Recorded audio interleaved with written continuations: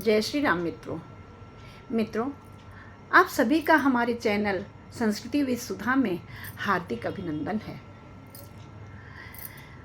आज मैंने अभी तक जहाँ तक बाबा गोस्वामी जी की चौपाइयाँ आप लोगों को सुनाई हैं, वहीं तक का मैं वर्णन लेकर आई हूँ एक कथा के रूप में।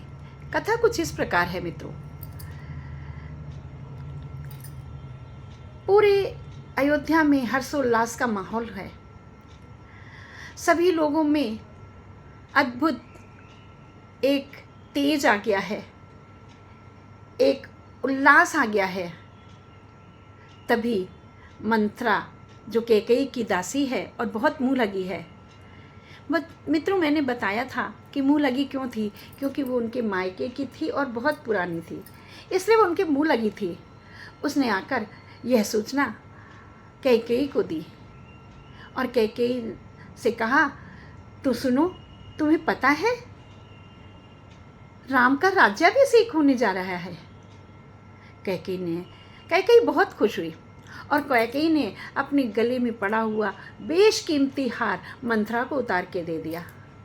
मंथरा ने वो हार उतार कर फेंक दिया, नहीं लिया और कहा, कैकेयी, तुम्हें यह विदित नहीं है क्या कि अगर राम राजा बन जाएगा तो कौशल्या राजमाता बन जाएगी, और जब कौशल्या राजमाता बन जाएंगी तो तुम मेरी तरह दासी की भांति उनकी चाकरी करोगी। इस बात को सुनकर के कैकेयी ने कहा, अरे मंथरा, तो कितनी कुलिश विचारों वाली है, इतनी कुटिल और कलुषिता तुम्हारे अंदर कहाँ से आती है। मंथरा ने कहा, ठीक है, अगर मैं कुटिल विचारों वाली हूँ तो जाओ करो चाकरी। ऐसा सुनकर के कैकेयी जो थी बहुत ही विचलित हो जाती है, परेशान हो जाती है और कहती है, मुझे कोई ऐसा उपाय बताओ जिससे मैं इसे रोक पाऊँ। क्या करूँ मैं, आप ही बताइए। मंथरा कहती है, आप बहुत सरल स्वभाव की हैं। आप सरल स्वभाव होने के साथ साथ भुलक्कड़ भी हैं।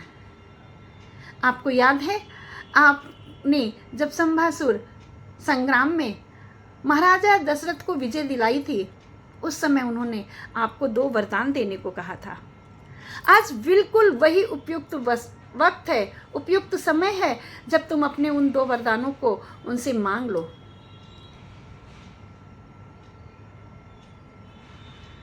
और कहा कि पहले वरदान से भरत के लिए राजतिलक और दूसरे वरदान से तपस्वी के रूप में रामचंद्र जी 14 वर्ष के लिए वनवास चले जाएं।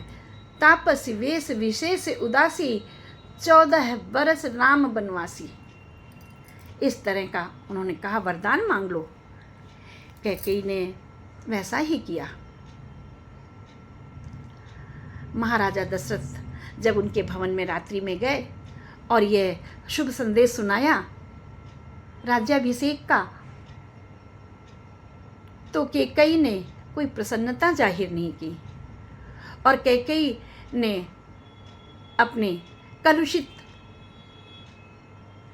मन से राजा से 2 वरदान मांगने को देने को कहा।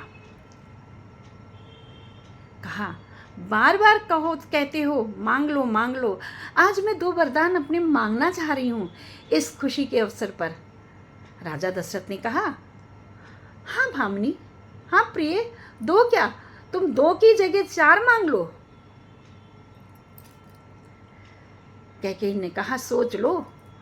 राजा ने कहा, हाँ प्रिय, क्या मांगोगी, क्या चाहते हो, कितने राज्य चाहिए तुम्हें, मैं सहर्ष देने को तैयार हूँ। कैकेयी ने कहा, बिल्कुल आपको अपने वचन से अडिग नहीं होना है। राजन ने तथास्तु कह दिया। तभी कैकेयी ने अपने 2 वरदान मांगे और कहा, सुनो प्राणप्रिय,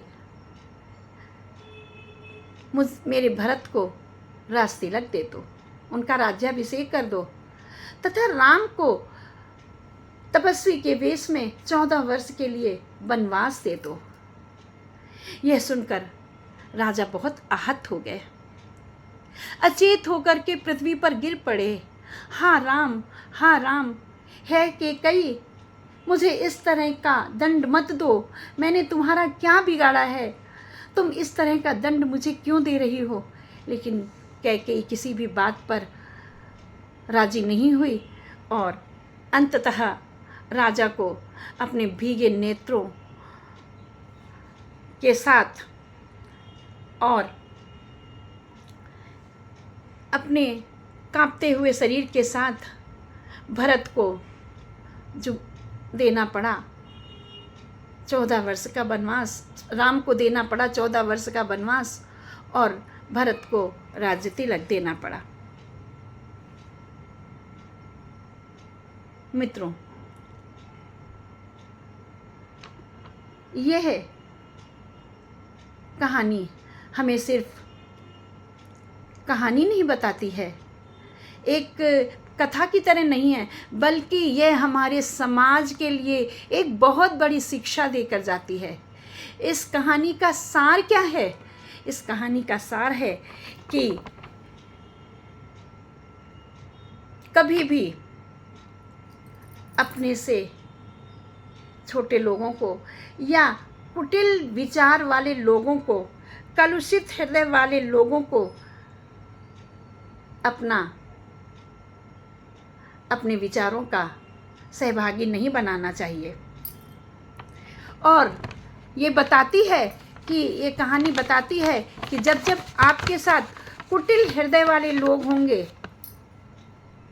तब तब यही घटना घटेगी। और लेकिन इस घटना ने भरत को प्रेम का पर्याय बना दिया।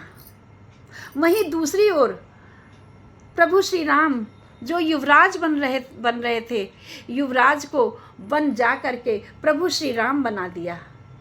क्यों? क्योंकि भरत ने भाई के अनुपस्थिति में उनकी खड़ाऊ रखकर उनके आदेशानुसार राज्य को चलाया। इधर प्रभु श्री राम ने अत्यंत दीनहीनों को बचाया, असुरों का संहार करके कईयों को तारा, सबरी को तारा और भी लोगों को तारा। तो मित्रों, अंततः यही कहना चाहूँगी कि कभी भी जब जब आपके साथ मंथरा जैसे कुटिल होंगे, जब जब आपके जीवन में दुष्टों का हस्तक्षेप होगा, तब तक इस घटना का जन्म फिर से होगा और इससे न केवल अयोध्या आहत हुई बल्कि संपूर्ण संसार का नक्शा ही बदल गया और सभी लोग इससे बहुत आहत हुए। मित्रों, ये कहानी कैसी लगी अवश्य सुनकर बताइएगा। कमेंट बॉक्स में जय श्री राम अवश्य लिखिएगा। बोलो राजा रामचंद्र की जय।